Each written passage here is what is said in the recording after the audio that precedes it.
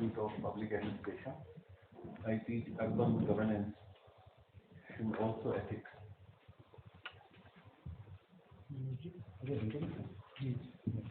My name is Manohar Manoj. I am the author of this book. My profession is I am editor and a journalist. Right now I am editor with a magazine called Economy India.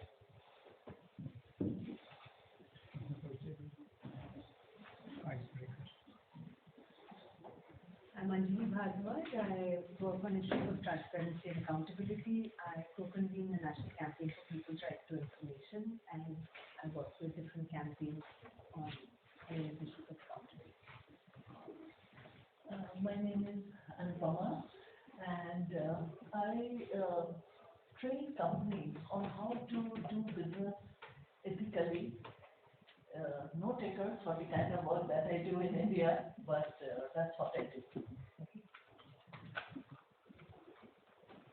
Dear friends, it is a very special opportunity for all of us to have an interface with four people who have deep understanding as concerned citizens of this country about one of the major deficits of post-colonial Indian public life, its political economy and its political culture. That is the challenge of corruption. I have known Shri Manohar Manoj for more than 25 years now. I don't see him much change in terms of his appearance or his passion for purposive journalism.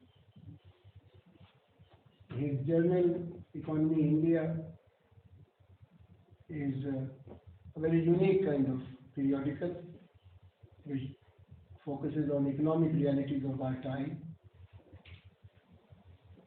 His work, which is going to be the focus of today's discussion by these three people, Mr. Pandey, Anjali ji and Anupama ji, is a work which is going to be referred again and again as a much needed understanding and analysis of this all-pervasive problem called corruption.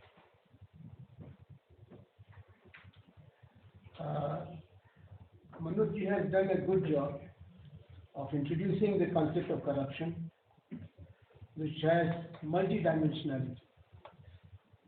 And he has also given us a chronological introduction of deepening of this disease, the deepening of democracy, with the growing of roots of our political freedom, growing of multi-party system, frequent elections,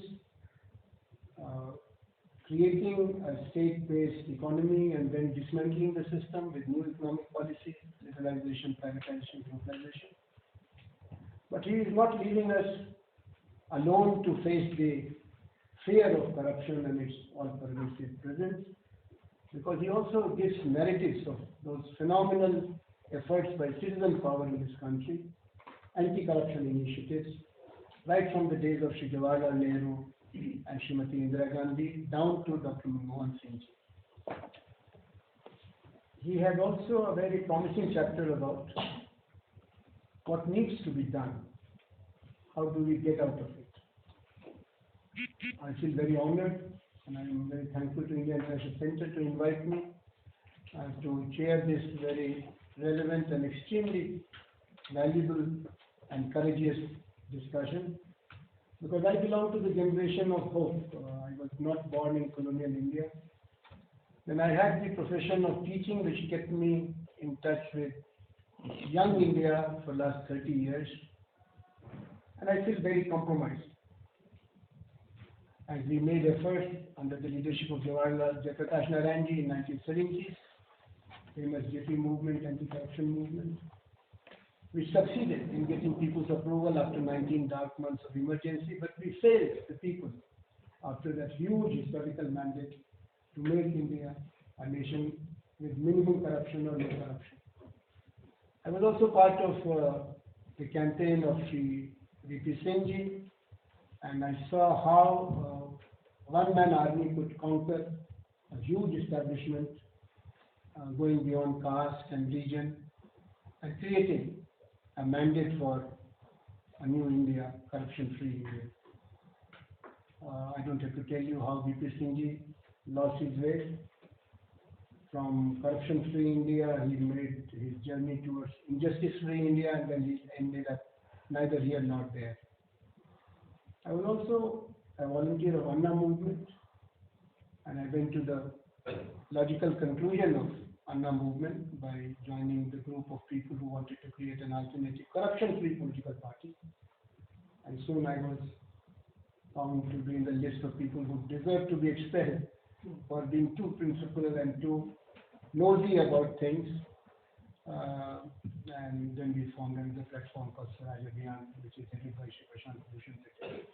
So, coming to this dialogue, with this kind of biographical engagement with corruption and corruption-related pathology, and the promise of our people, particularly the educated people, to make India corruption-free, and then repeated failure of keeping that promise. But I'm very comfortable in this panel because I have known Anjali ji and Anupama ji, and now I got introduced to Professor Pandey. Anjali ji has been associated with a very fearless group of people, and they call themselves National Campaign for People's Right to Information. She is also founder member of Satark Nagrik SANGTHAN. And both are very dangerous people. Satark Nagrik is not needed by any establishment, right, left or center, because a vigilant citizen is antithesis of corrupt politician, bureaucrat, business people, but she is part of that. And Anupama ji has been engaged with, again, a very necessary but very dangerous duty of telling the people Jagte Raho. Every year her organization, Initiative for Transparency and Accountability, has been putting very uncomfortable reports, factual reports based on government figures, not concocted, imagined ghosts, and has been doing it consistently. I think I must have seen her in the front line for the last 15 years or so, without fear or favor. And Professor Pandey's institute is accountable for governance-related diagnosis and pathology. Indian Institute of Public Administration has a great reputation for being objective and engaged in improving governance of the country. As there are three voices, and Manoj ji himself must explain what made him do this book. He could have written a biography of a rising star, a national politician, regional politician, and there would have been an advance order of 5,000 copies. He could have written about some other glorious aspect of our journey and democracy, but he decided to go to the bull and catch it by the two horns, corruption, which is the consistent failure of our informed, educated class, the business elite, the bureaucratic elite, the political elite, the intellectuals, and he has tried to tell us that, look, things are in black and white. Don't try to neglect it, don't be in denial, be informed citizen, and then decide your course of action.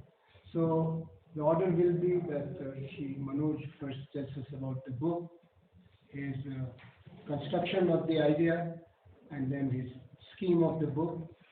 I'm also very happy that he has not stopped here. He has shown just now 2 more books which will be waiting for suitable occasion to be presented before the public, which is about systemic solution. So the problem is not beyond repair. We are not victim of a kind of cancer called corruption. We are having a problem which is human generated. The greed, the irresponsibility, the arrogance has created this problem, and we can overcome it preferably in our own lifetime if we are informed and concerned citizens. And this is a group of citizens from diverse background, so very suitable group to launch the book. And I request first Manoj ji, followed by Professor Pandey, then Anjali ji and Anupma ji. Then you take over. We'll try to keep half an hour or so for your comments and your inquiries and your questions. I'm tempted to inform the audience about some of the very engaged people sitting in the audience, but I want to control myself when they speak, and I urge to them that please don't be a passive listener. You are all part of nation building project in your own ways, and please put your questions, which will help the author and the discussants to find your way in future. Manoj. Thank you, sir. Since as an author I have to present the whole journey of the book, so for that I have written a script. So I will start reading my script. Then I will take questions and all panel will take questions. Respected all dignitaries sitting in the panel, ladies and gentlemen. First, I would like to say that corruption as a problem has always been the most gigantic and fundamental one for our society as well as to our nation. In fact, this is the problem which is the mother of our all problems, a problem which has been the DNA of our all public problems, a problem which has taken a form of protoplasm of our whole system, whether of our political system, economic system, administrative system, our social system, and finally, it is a problem which has been an inherent part of our whole national and social life. But very surprisingly, this intensive problem and the pertinent issue have never got an adequate space in our consistent mode of public thinking. But when since the movement for the formation of Lokpal and also the decision of demonetization taken by the previous regime of Narendra Modi government created a complete nationwide fervor regarding this subject. But in spite of these two events, I still feel that our country has not even a fraction of thoughts churning over this issue, what it requires either politically or intellectually. Aim of the book. To me, writing of this book titled A Crusade Against Corruption on the Neutral Path has been an ideological mission, a mission which renders not merely writing and analyzing the subject of corruption. Rather, this mission enabled me to put forward its full treatment, a kind of treatment which cannot have any scope to leave any direct, indirect, or any sort of interrelated elements of corruption. While writing this book, I tried my level best to pinpoint all the instigating and infective agents of corruption, so that this issue of corruption cannot left to be the vagaries of intellectual luxury. Rather, I wanted to present a scientific solution to this widespread problem of the country. The fundamental aim of this book is to reveal all the facts and realities of our entire political, social, economic, and administrative status of the country, so that we can have a comprehensive perception about this menace of corruption. The menace which has a spread over all walks and all facets of our public life. The focus of the book is to tell the people why corruption is bad for the society and nation as whole, and how its elimination will have a cascading effect over the well-being of the masses, and also for bringing a multiplier effect to the growth of economy. At the same time, this book also comes with all sorts of holistic, realistic, and scientific measures to curb corruption. The approach of the book. As an author, I can say that all the contents of the book carry in itself the characteristics of objectivity, neutrality, impartiality, scientific, logical, factual, empirical, path-breaking, ideal, and having enlightening approaches while dealing with the reader. The book presents itself as a tool of reform to be useful for the intelligentsia class, public servants, bureaucrats, business people, politicians, social workers, voluntary organizations, universities, research scholars, teachers, and common public also. Remedies and reform.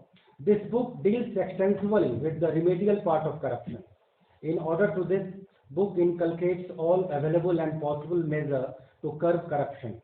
Book is of the view First and foremost, we must have a bunch of realistic anti-corruption laws.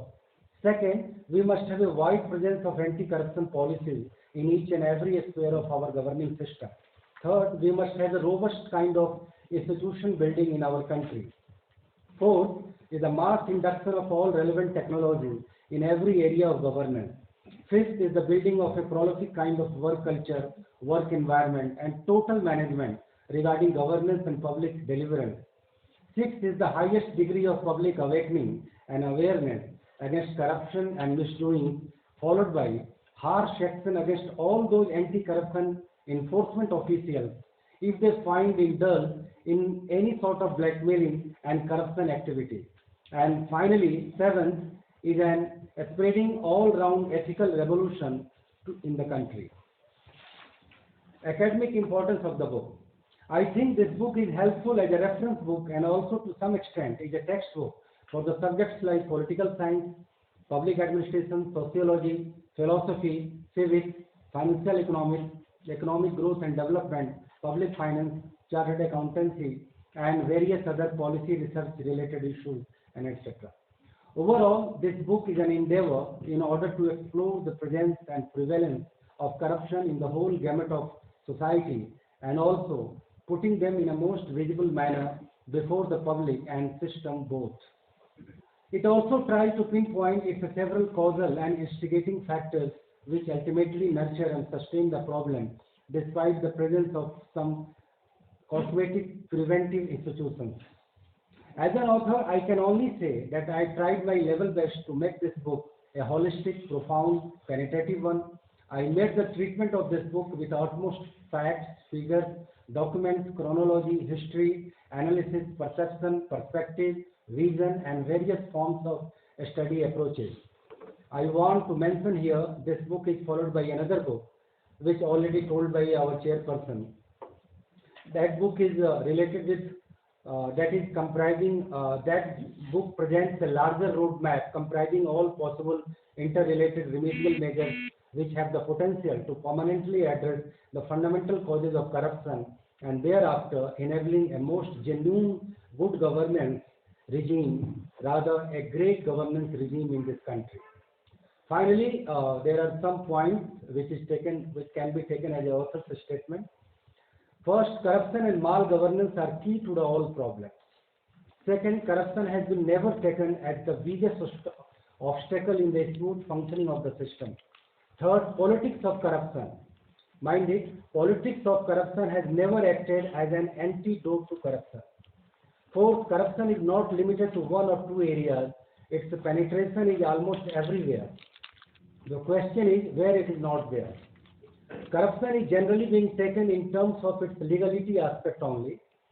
Fact is that corruption is the outcome of so many factors. It is the outcome of inefficacies of law. It is the outcome of our bad policies. It is the malfunctioning of our institutions. It is the outcome of the lack of ethics and integrity, lack of awareness, and above all, it is the outcome of our self-centered approach and appeasement of our vested interests. Technology is the biggest antidote to corruption. Seventh, four-pillared and three-layered democracy. Four-pillared and three-layered democracy has an inbuilt mechanism to counter corruption, but unfortunately, they do not have a proactive approach towards this. Eighth, fact is that in a way, we all have been bearer and we all have been participants in this great saga of corruption. Ninth, any single type of measure to check corruption will never have a fructified result. It always requires a multiple correction mechanism. Tenth, almost all mass movements which came across on the issue of corruption, barring RTI movement, which Anjali Bhardwaj belongs to, were politically motivated. So they didn't have its impact on its cleansing part. 11th, it is generally said that a Congress party nurtured corruption in this country. But the fact is that under the new economic policy, which was started by the Congress duo of Narasimha Rao and Dr. Manmohan Singh, actually eliminated corruption through many ways. It especially eliminated that corruption which was germinating in the system through a state-controlled and government-controlled economic regime. 12. No doubt we have some tangible reform over the electioneering front, but the question is, why are we not thinking to start inner reform within the various political parties? In the absence of this, the agenda of political reform has been remained an unfulfilled task. That is why we have a scandal for all seasons, in all ruling regimes, and in all era. No end of it. There may be less revolution of a scandal in a given period of time or in a particular ruling regime, but as far as the structural corruption is concerned, its existence has been always there. With this note, I say thank you to all. Thank you. Thank you, Manoharji. Your note has summarized the findings of your study and some of the very disturbing conclusions which are there for us to appreciate, as we are so close to some of those realities that we don't see or we don't have the wider perspective to conceptualize it and connect it. I'm also very happy with some of your final points which were there in your last part of the presentation, particularly the mismatch between anti-corruption campaigns and the problem of corruption. They could never contain corruption, though there were people sanctioned and there was also legitimacy to their agenda. I do see your optimistic narrative about new economic policies of Dr. Manmohan Singh ji and Sri Narasimha Rao regime. But there is also this global cycle of corruption which got encouraged after we dismantled the state system controlled economy, quota permit Raj. There is oligopoly and there is a global scheme of things which make us so helpless, more helpless than we were before. Now, with this very enlightening kind of summary, the panel will be taking care of your content and their observations, and then we take questions for Manoj as well as for the other three speakers. Mr. Pandit, I suggested to them that in order to complete our discussion around 8 and give enough time for questions and reflections from all of you, it's 7, so they may take 10 to 15 minutes of the first go, and then as the questions come, they can also take the floor to respond and clarify. Mr. Pandit. Thank you very much, sir. It is always our honor to speak under your guidance. And I met you, sir, twice, and twice you came to ISBA. Yes. Mahapatra, Yes. along with him I met you. But small light and sun have different memory.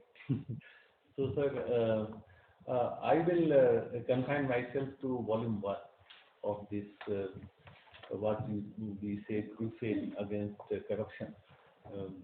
Volume 1 is basically exposure on theory and practice of corruption. And in chapter 1, Manoj ji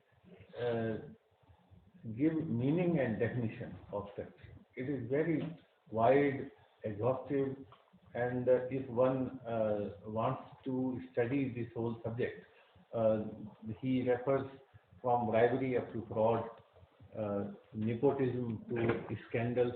So different connotations and meanings are given in chapter 1, and chapter 2 is about psychology, sociology, ethics, and anthropology of corruption. And here he explains the power and authority, the role of power in our life, in individual's life, in officer's life, in society, in the global leadership and everywhere. And there he connects with the family and society. What we learn from when we are child, what are our values and how we grow and how we behave subsequently. And then he quotes Vithalji and other very important writers who wrote on corruption. And he brings very important quotes from Vithalji that Neta, Babu, Lala, and Jhola, these 4 persons, have very specific role. But then he says Dada is another fifth one. And we know the role of Dada. Dada initially used to support people to become leader in political scenario, what political economy Prakash Sahab said. But then later on, Dada thought, if I can make you win, why not I go to that? When that happened during last, you see, 30, 40 years, Dada ultimately came in the Turn point by basically and vector. yeah. So this chapter gives a very pointed exposure on psychology, sociology, ethics, and anthropology of corruption. Then chapter 3 is a historical overview, beginning from ancient period, not only in India, but Roman culture and other Chinese and so on.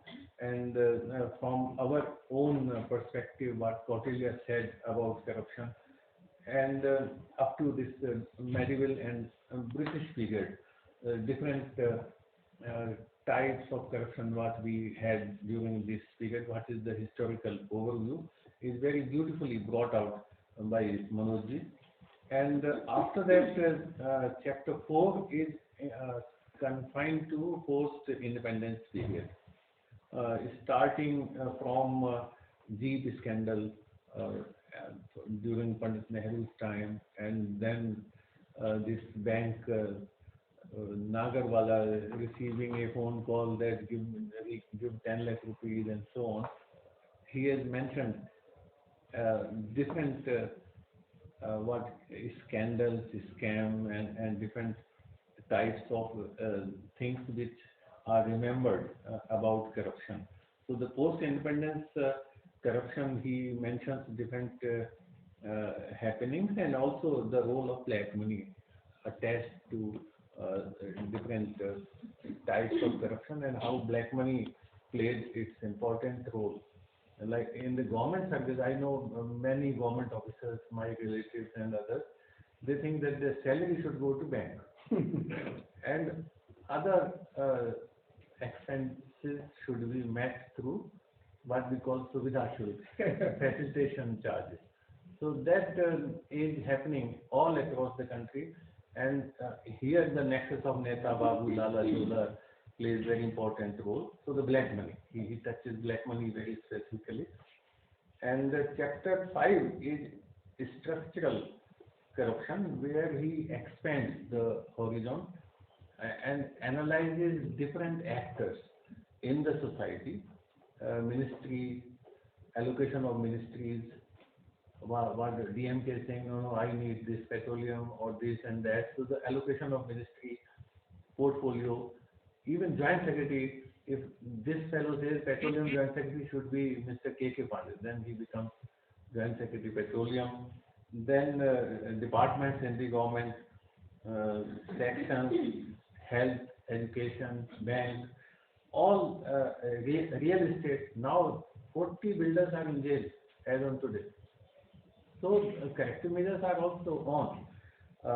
Real estate is another area, corporate sector, media, judiciary, telecom, commerce, transportation, all sorts of areas in the public life. He has very beautifully explained the structural placement of corruption. So what we see, this book keeps interest from beginning. If you start reading, one will not feel closing the scenario.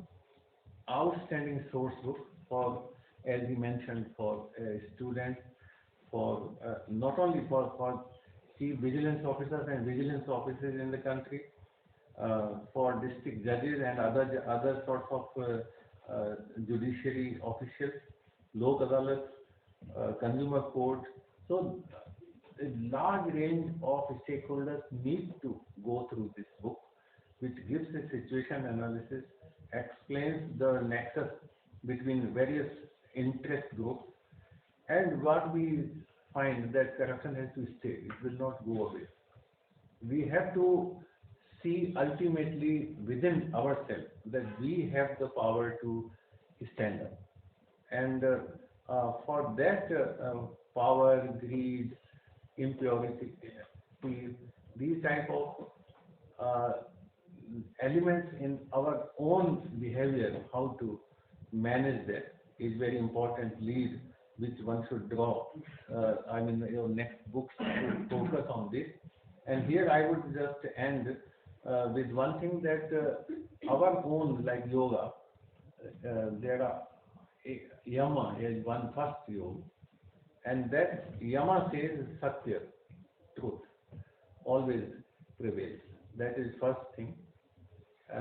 That if we stand up, if we know we can stand up, then ahimsa, non-violence, and non-violence is not just not taking weapon against anybody, but non-violence is basically not thinking bad about anybody.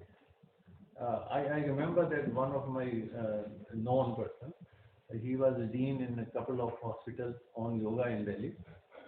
He used to treat patients of hypertension. So one day he called all of them and said, okay, you sit and just think one thing, that sabka bhala ho. Then within few minutes, some of them, in the audience of 20, some of them stand up and they say, no, there are 2-3 persons, I can say, but I will say, Unka bhala nahi hota. then he said, okay, how many? One said 3. He said, okay, can you remove 1? So he said, okay. So with great effort, he removed 1. And in few days, they removed all. And after that, he saw that blood pressure came down. So answer is really this, not to think, very difficult, that thinking that everybody should have a prosperous and comfortable living, because there is no harm. It is not helping him, it is not helping me. Then austere, not stealing things, is third yama. Fourth is brahmacharya. That is basically a good character. It's not the way we normally define. And aparigraha, not storing more than what we need. So the yama itself needs to be properly understood to start what we say crusade against corruption, and it begins from me, not from anybody else.